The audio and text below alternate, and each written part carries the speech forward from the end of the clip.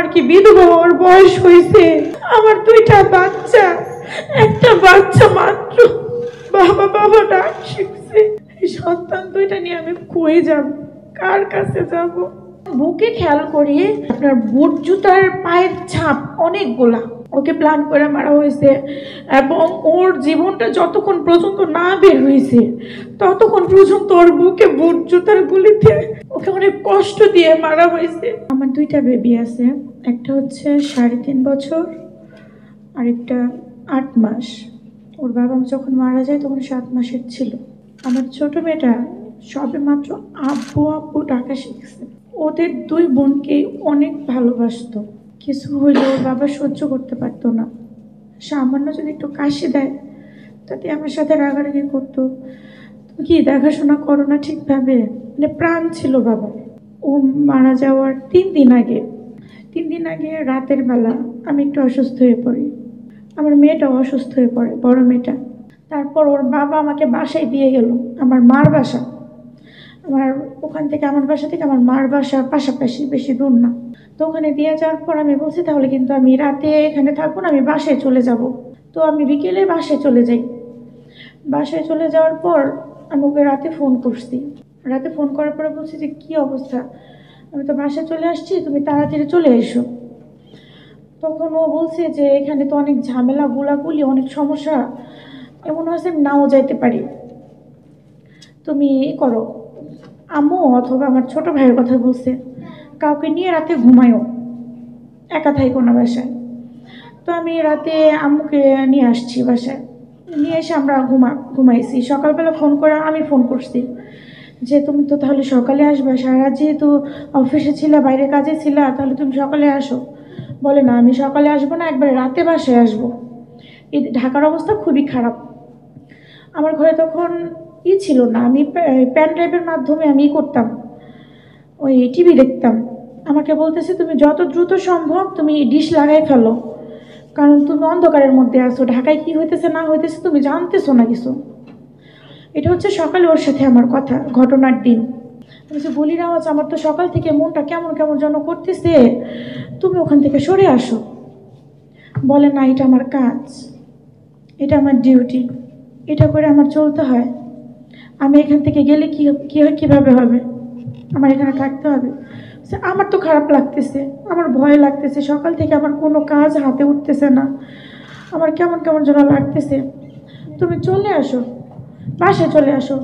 তো আমাকে বলতেছে যে নিপা, তুমি যদি এইভাবে আমাকে বিরক্ত করো বারবার ফোন করে, আমি তো এখানে একটা ঝামেলার মধ্যে আছি, আমার মন মাইন্ড অন্যদিকে চলে যাবে। তো তুমি ওখানে সেভে থাকো, সাদে যাইও না।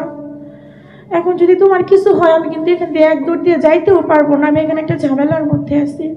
তখন আমাকে এগুলো বইলা আমি বলছি না, আমি ওর সাথে একটু বাড়িগিটি করতেছি, আমার ভালো লাগতেছে না, তুমি ওখান থেকে সরে যাও, তাহলে অফিসের ভিতরে ঢুকে যাও, ওখান থেকে সরে যাও। বলতেছে নিপা, তুমি যদি এরকম করে আমাকে ফোর্স করো তাহলে কিন্তু আমি তোমার ফোন রিসিভ করবো না, তুমি এভাবে ফোন করো না, সময় সুযোগ পাইলে আমি তোমাকে ফোন করব, আমি মাত্র দুপুরে খাইছি, তোমার আমাকে নিয়ে টেনশন করো না, তুমি খায় নাও। ও জানতো ওকে ছাড়া আমি খাইতাম না। তো এই কথা লাস্ট ওর সাথে আমার এই কথা হয় 4টা প্লাস। তারপর আমি গেট লাগাই, আমি ঘরে করে আমি নিজে ভাত খাইলাম। ভাত খাওয়ার পর মেয়ে দুইটাকে নিয়ে মাত্র আমি শুইছি, তখন আমার বাড়িওয়ালার মেয়ে এসে ইচ্ছা মতো আমার গেট নক করতেছে, বলতেছে ভাবি দরজা খোল, ভাবি দরজা খোল। আমি বলতেছি কি হয়েছে কি হয়েছে, কই তুই আগে ফোনে কথা বল। আমার বলতেছে যে আপনি কি মেয়েদের বউ ভাবি আপনি? আমি বলছি জি। কই ভাইয়ের তো গুলি লাগছে। বলছি ভাইয়ের গুলি লাগছে, আপনি কে, আপনি ওখানে কেন? এই প্রশ্নগুলো আমি থাকি। ভাই এত কথা বলার সময় নেই, ভাইয়ের অবস্থা খুবই সিরিয়াস, গুলি লাগছে। আমি বলছি ভাই আমি আপনার দুইটা পায়ে পড়ে ওকে যে কোনো একটা মেডিকেলে নিয়ে আপনি করেন, নিয়ে যান, যত টাকা লাগুক আপনি নিয়ে যান, আপনি চিন্তা করেন না ভাই, আমি আইসা আপনাকে সব টাকা আমি আপনাকে দিয়ে দিব, আপনি শুধু ওকে একটা মেডিকেলে নিয়ে যান। আচ্ছা ভাবি আমি যাইতেছি। তখন আমি যাওয়ার পরে তো ওকে দেখে আমি নিজে ভয় পেয়ে গেছি। ওর সারা শরীরে গুলি ছিল, খুব রক্তাক্ত ছিল। আবার আশেপাশে কয়েকজন আমাকে সান্ত্বনা দিছে যে এটা তো হচ্ছে ছড়া গুলি নাকি রাবার গুলি, এতে কোনো ক্ষয়ক্ষতি মানে তেমন একটা কিছু হয় না। তো আমি বাইরে স্থির হয়ে আমার বড় ভাইয়ের হাত ধরে বসছি। বসার পর কিছুক্ষণ পরে আমার বড় ভাই আমাকে জড়াই ধরে কান্না করতেছে, বলতেছে পপি তুই শান্ত হ, তুই শক্ত হ। আমি বলছি তুমি এগুলো কি বলতেছো? আমি শান্ত হবো শক্ত হবো, কি হয়েছে তুমি আমার বলো। যখন ওকে ধরি আমার মনে হচ্ছিল যে ও আমাকে ধরার চেষ্টা করতেছিল। আমার বিশ্বাস হচ্ছিল না যে ও নাই, আমার বিশ্বাস হচ্ছিল না। ওর মাথাটা যখন আমার ইয়েতে রাখছি, আমার জামা কাপড় সব রক্তাক্ত হয়ে গেছে, একদম রক্ত দিয়ে ভরা। তখন আমার কোনো চেঞ্জ ছিল না, আমি কান্নাকাটি করে আমি হয়ে গেছিলাম।